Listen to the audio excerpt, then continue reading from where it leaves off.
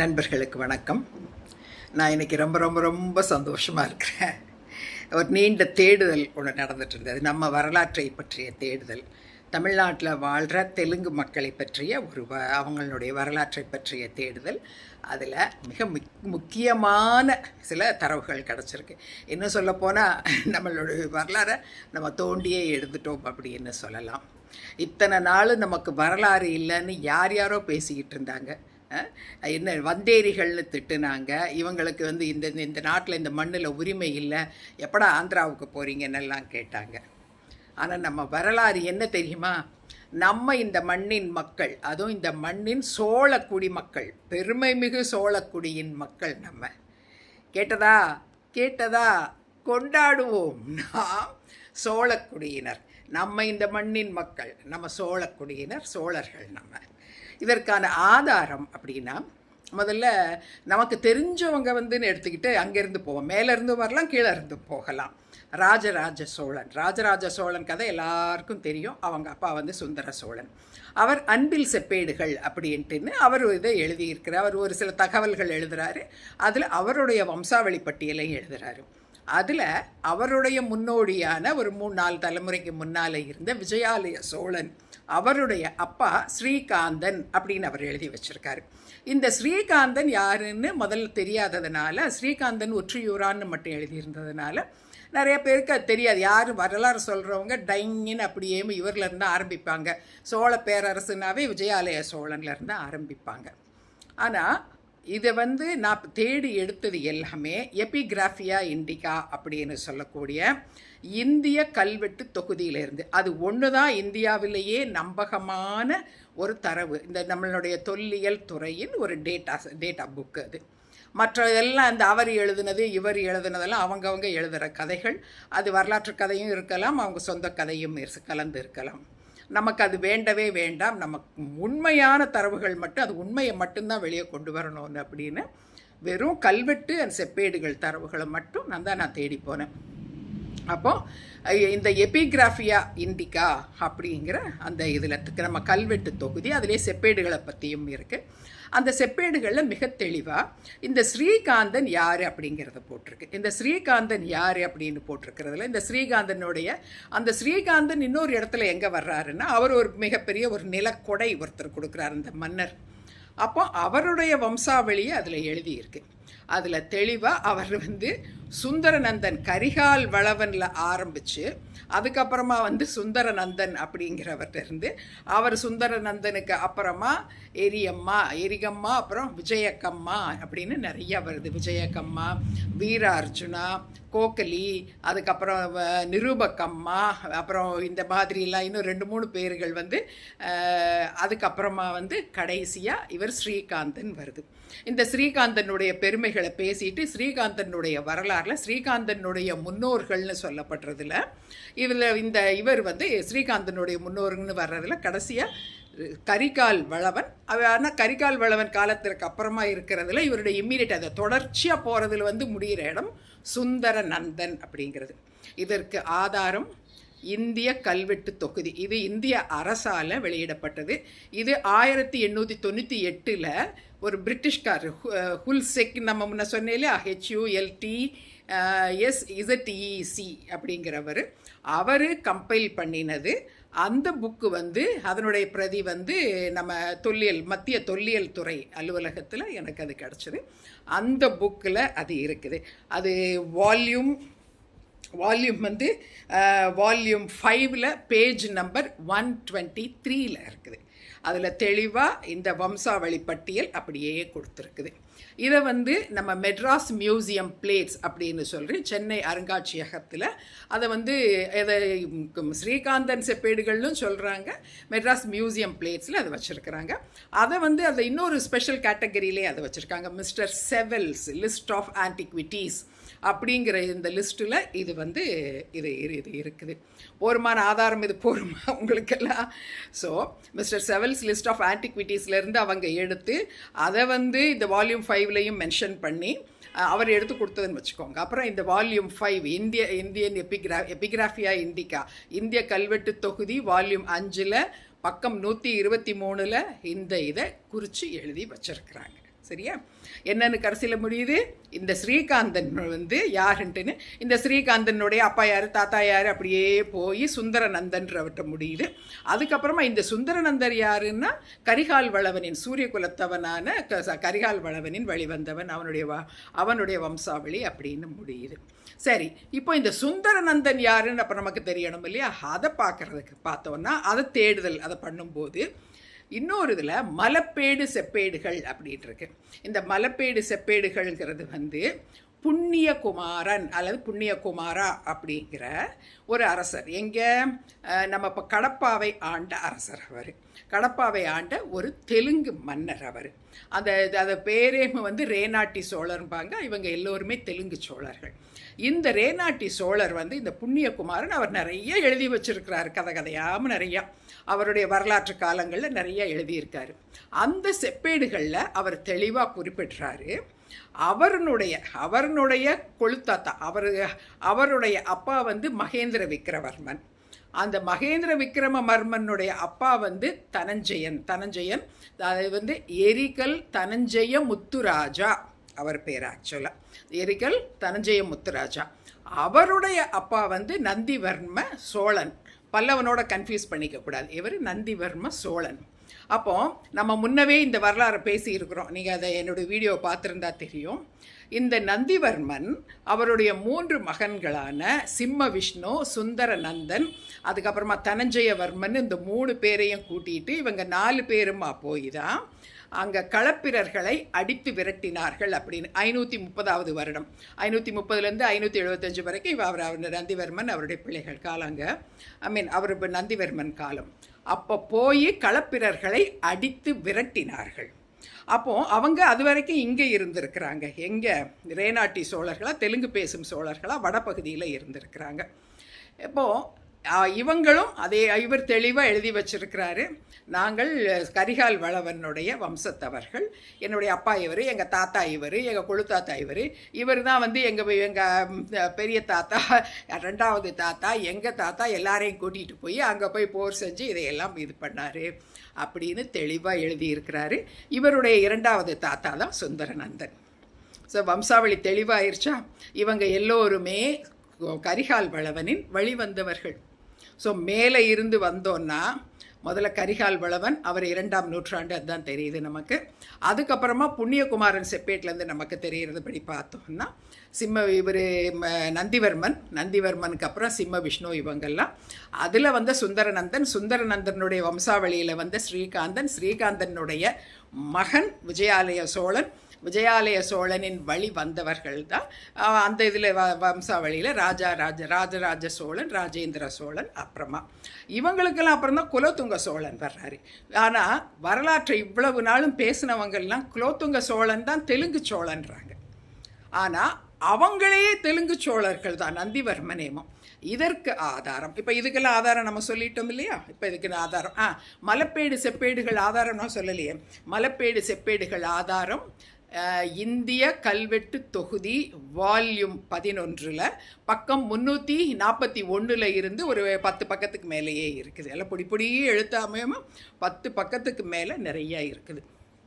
ஆதாரம் போதுமாது, தாராளமாக போய் எல்லோரும் பார்த்துக்கலாம். அடுத்தது இப்போ நம்ம வந்து சரி அவங்க இருக்குது, இதை வந்து எப்படி இதை வந்து தொகுத்து இதை பற்றி யாராவது பேசியிருக்காங்களா அப்படின்னு பார்த்தோன்னா 1959வது வருடம் நம்ம இந்திய நாட்டின் தொல்லியல் துறை, மத்திய தொல்லியல் துறை, இங்கே கல்கத்தாவில் இருக்கிற இந்திய தொல்லியல் துறை வந்து ஒவ்வொரு வருடமும் வந்து அப்போ கல்கத்தாவில் இருந்திருக்கு, இப்போ டெல்லியில் வந்துருச்சு. அது வந்து ஒவ்வொரு வருடமும் ஒரு ஆண்டு அறிக்கை வெளியிடுது.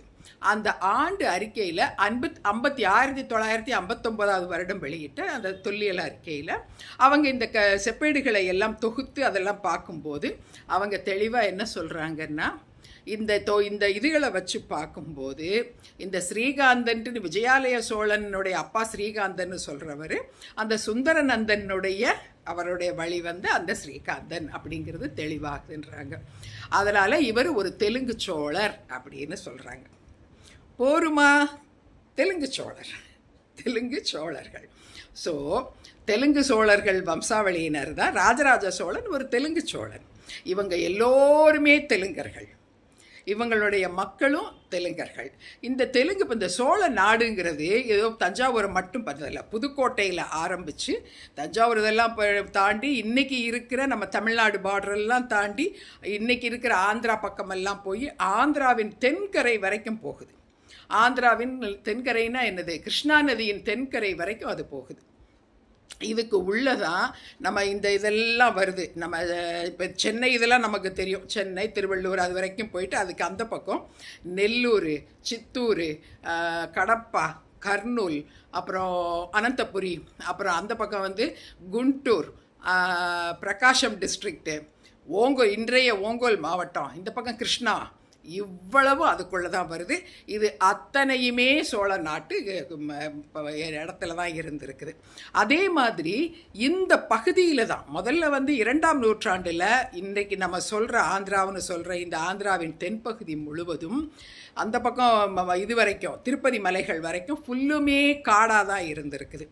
இந்த வனங்களை எல்லாம் அழித்து கிராமங்களை உருவாக்கி இங்கே சோழ நாட்டு மக்களை கொண்டு போய் அங்கே குடி வைத்தவர் நம்ம கரிகால் சோழன்.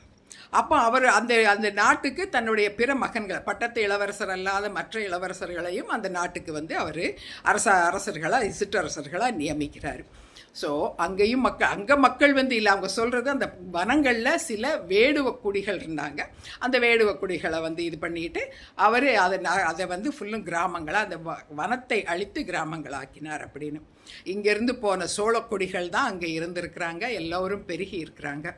ஸோ இதுதான் வரலாறு. இதில் இந்த வம்சாவளி பட்டியலில் இந்த சுந்தரநந்தன்லேருந்து ஸ்ரீகாந்தன் வரைக்கும் வர்ற இந்த வம்சாவளி பட்டியலில் விஜயக்கம்மா, நிருபக்கம்மா, இரகம்மா அப்படிங்கிற கம்மாங்கிற பேருடையவர்கள் ராஜாக்கள் இருக்கிறாங்க. இவங்க வந்து ஆனால் அந்த காலத்தில் ஜாதி கிடையாது, ஆனால் அவங்க அந்த பட்டப்பெயரோடு இருந்திருக்கிறாங்க. அதே காலகட்டத்தில் இதே சோழ நாட்டில் அந்த வடப்பகுதியில், சோழ நாட்டின் வடப்பகுதியில் கம்ம நாடுன்னு ஒன்று இருந்திருக்குது. பிரகாஷம் அண்ட் குண்டூர் மாவட்டங்களை உள்ளடக்கி கொஞ்சம் இன்றைய ஓங்கோல், அப்புறம் அந்த பக்கம் வந்து கொஞ்சம் கிருஷ்ணா மாவட்டங்களின் சில பகுதிகளை உள்ளடக்கி ஒரு கம்மநாடுன்னு ஒரு பகுதி இருந்திருக்குது. ஸோ நமக்கு நல்லா தெரியுது, நம்ம இதில் கேட்டுட்டு இருக்கிற கம்மாக்கள், அது நாயுடு நாயக்கர் யாராக இருக்கட்டும், நீங்கள் சோழக்குடியினர். நம்ம அதில் வந்து யாருக்கும் டவுட்டே வர வேண்டாம், ஆதாரங்களோடு இதை நான் சொல்லிட்டேன். இது எதில் இருக்குதுன்னு வேறு கேட்கணுமா, அந்த ஆனுவல் ரிப்போர்ட்டு வந்து annual report on epigraphy 1957 to 59 page number 6 இருக்குது. போருமா? அது இன்னும் உங்களுக்கு யாருக்காவது டவுட் இருக்கா? வெளியாட்களுக்கு, தமிழ் பேசுகிறவங்களுக்கு இருக்கிற டவுட்டை விட தெலுங்கர்களுக்கு தான் இன்னும் நம்பிக்கையே வரமாட்டேங்குது. நம்ம சோழ குடிகள்னு சொன்னால் எதையாவது சொல்லி எப்படி உங்கள் மண்டைக்குள்ளே இதில் இறக்குறதுன்னு எனக்கு தெரியல. இதுக்கு மேலே என்ன ஆதாரம் வேணும்? போய் புஸ்தகத்தை எடுத்து பாருங்கள், நம்ம வரலாறு அதில் இருக்குது. அதைத்தான் நான் இப்போ இவ்வளோ நேரமாக சொல்லிகிட்டு இருக்கிறேன். ஸோ பக்கம் 6 அது இருக்குது. Annual report on epigraphy 1957 to 59 page number 6 இருக்குது. இந்த ராஜராஜ சோழனுடைய தாத்தா, அந்த முன்னோர் இருக்கார் இல்லையா, விஜயாலய சோழனுடைய அப்பா ஸ்ரீகாந்தராஜன் ஒரு தெலுங்கு சோழன் அப்படின்னு அதில் இருக்குது. அப்போது விஜயாலய சோழனுடைய அப்பா தெலுங்கு சோழன்னா விஜயாலயன் யார்? தெலுங்கன் தானே. விஜயாலனுடைய கொள்ளுப்பேரனான ராஜராஜ சோழன் யார்? அவர் தெலுங்கர் தானே. நம்ம எல்லாம் தெலுங்கு குடிகள் தான். நம்மலாம் தெலுங்கு குடிகள். இன்னும் கம்மாக்கள் நீங்கள் இன்னும் அதை விடவே பெருமையாக சொல்லிக்கலாம், எங்கள் பட்ட பேரோடலாம் ராஜாக்கள் இருந்திருக்கிறாங்கன்னு.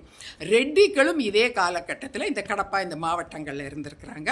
ஆனால் அப்போ அவங்களுக்கு ரெட்டின்னு பேர் கிடையாது, ரெட்டோடி அப்படிங்கிற பேர். அந்த ரெட்டோடி அவங்களும் இதே மாதிரி இந்த மலப்பேடு செப்பேடுகளில் பக்கம் 343 இருக்குது. ரெட்டிகள் யார் வேணும்னாலும் உங்கள் வரலாறு அதில் இருக்குது. இருக்குது. இந்தியன் எபிகிராஃபியா, அப்புறம் அந்த எபிகிராஃபியா இண்டிகாவினுடைய வால்யூம் 11 மலப்பேடு செப்பேடுகள் அப்படிங்கிற செப்பேடுகளில் மலப்பேடு பிளேட்ஸ் அப்படின்னு இருக்கிற ஹெட்டிங்கில் இருக்கிற சாப்டரில் பக்கம் 341, 43 அந்த இடங்களில் இருக்குது. ஸோ ரெட்டிகளும் இதே சோழ நாட்டுக்குடிகள் அவங்க தான். அதில் தெளிவாக போட்டிருக்கு. அவங்க வந்து அப்போ வந்து பண்டகுடி அப்படின்ட்டுன்னு அவங்க பேர் அப்போ வந்து அப்படியும் கூப்பிட்டுருக்குறாங்க. அப்புறம் ரெட்டோடின்னு கூப்பிட்டுருக்குறாங்க. அவங்க வந்து நல்லா செருக்காக வாழ்ந்து அங்கிருந்து பல இடங்களுக்கு வடக்கையும் போயிருக்காங்க, தெற்கையும் எல்லா இடங்களுக்கும் பரவி வாழ்ந்துருக்கிறாங்க அப்படிங்கிறதே அவங்க தெளிவாக சொல்லப்பட்டிருக்கு. சரி, இப்போ இது அதே மாதிரி வடுகர்கள் வந்து நம்ம ஏற்கனவே சொல்லியிருக்கிறோம்.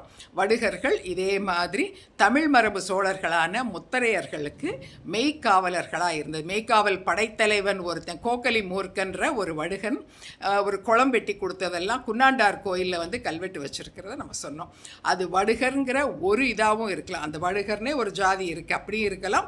ஆனால் அப்போ ஜாதி கிடையாது. அப்போ வடுகர்னு இவங்க ஒட்டுமொத்த தெலுங்கர்களையும் குறிப்பிட்டிருக்காங்க. அந்த இதில் முக்கியம் என்னன்னா, அந்த வடுகனுடைய குலம் அரையர் குலம்ன்றாங்க.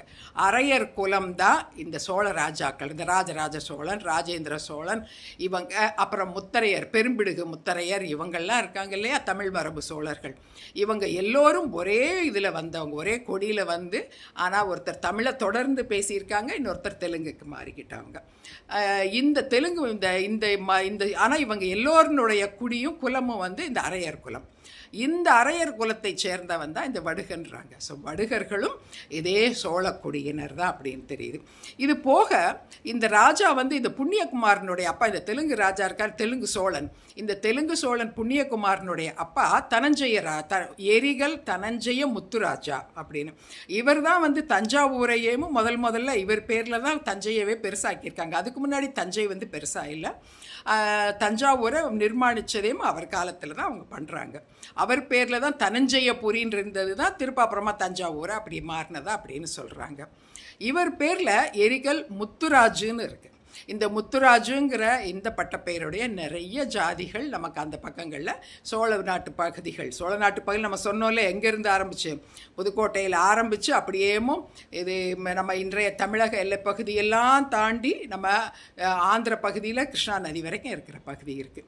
இந்த பகுதிகளில் இந்த முத்துராஜுங்கிற பேரில் முத்துராஜு, முதிராஜு, முத்திரிய நாயக்கர், முத்திரிய நாயுடு, அப்புறம் முத்திரிய கவரா நாயுடு, இப்படி நிறைய பேர் அவங்களும் இதில் எல்லாம் இருக்கிறாங்க. ஆனால் இப்போ இருக்கிறாங்க. ஆனால் அப்போ ஜாதி கிடையாது. அப்புறம் பின்னாளையில் ஜாதிகள் உருவாகும்போது தொழிலின் அடிப்படையில் அந்த மக்கள் என்னென்ன பண்ணிகிட்டு இருந்தாங்களோ, இப்போது விவசாயம் பண்ணுறவங்கன்னா இப்போ சொன்னோம், இந்த ரெட்டிகள் ரெட்டோடின்னு இருந்தவங்க ரெட்டிக்கில் அப்படி ஆயிருக்காங்க பின்னாடின்னு நமக்கு தெரியுது. இதே மாதிரி வணிகம் செய்தவர்கள் அவங்க வந்து பலிஜாக்களாவோ செட்டியார்களாவோ ஆயிருப்பாங்க. அதே மாதிரி ஒவ்வொருத்தரும் இது வந்து மற்றவங்களுக்கும் உண்டு. இதே கட்டட வேலை அந்த மாதிரி இதெல்லாம் செய்தவர்கள் வேறு நம்ம இன்றைக்கி ஒட்டர்னு அந்த மாதிரி சொல்கிற அந்த சமூகங்களாக இருப்பாங்க. இதே மாதிரி அருந்ததியின சமூக மக்களும் அங்கே இருந்திருப்பாங்க.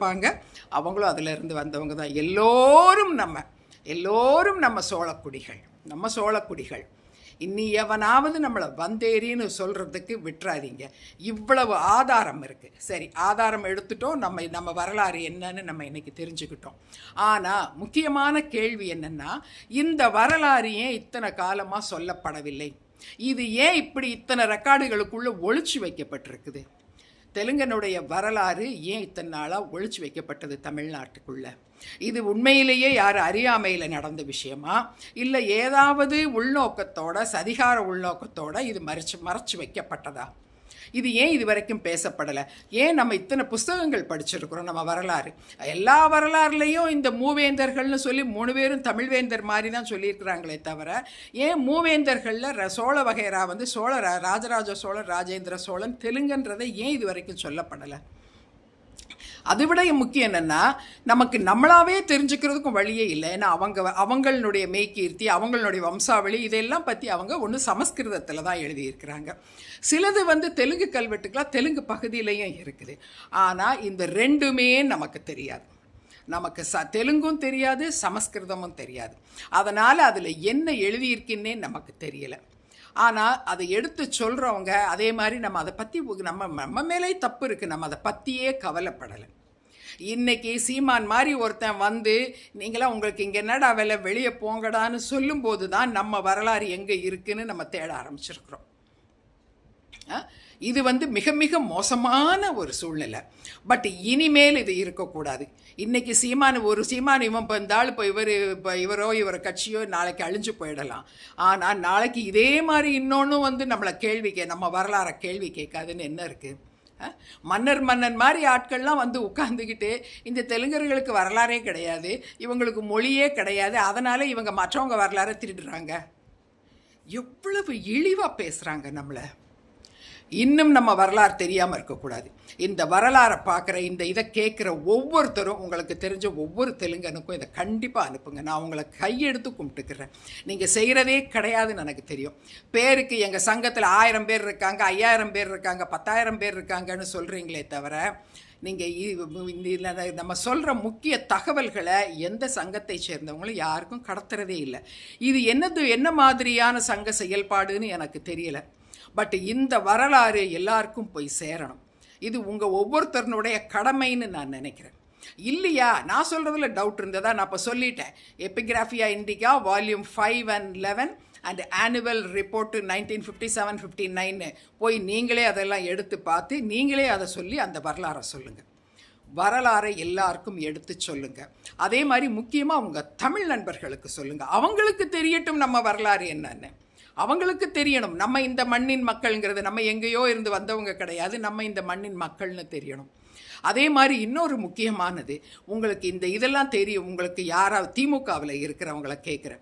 உங்கள் திமுகவில் இருக்கிறவங்கள தான் முக்கியமாக அமைச்சர்களை, முக்கியமாக முதல்வர் அவருடைய குடும்பத்தை பற்றி இல்லாத பேச்சு பேசுகிறாங்க. வந்தேரினோ இப்படி இவங்களுக்கெல்லாம் என்ன இருக்குது, வந்தவன் போகிறவன்லாம் பண்ணலாமான்னு. முதல்வருக்கு ஆக்சஸ் இருக்கிறவங்க தயவு செய்து சொல்லுங்கள், நம்ம வரலாறு இதுக்குள்ளே இருக்குதுன்னு சொல்லுங்கள். எல்லோரும் அவர் ஓங்கலில் தான் இருந்திருக்கார், ஆனால் ஓங்கல் சோழ நாடுங்கிறத சொல்லுங்கள். சோழ நாட்டு குடிகள்னு சொல்லுங்கள். அதே சோழ நாட்டு குடிகள் இங்கே மக்கள் தான் இதே இதுக்குள்ளே தான் இருந்து இதுக்குள்ளே தான் போய் வந்திருக்கிறாங்க. நம்ம இந்த உரிமை உள்ள இந்த சோழ நாட்டு மக்கள்ங்கிறத எடுத்து சொல்லுங்கள். அவங்களுக்கு இந்த ஆதாரங்களை அவங்களுக்கு எடுத்து காமிங்க.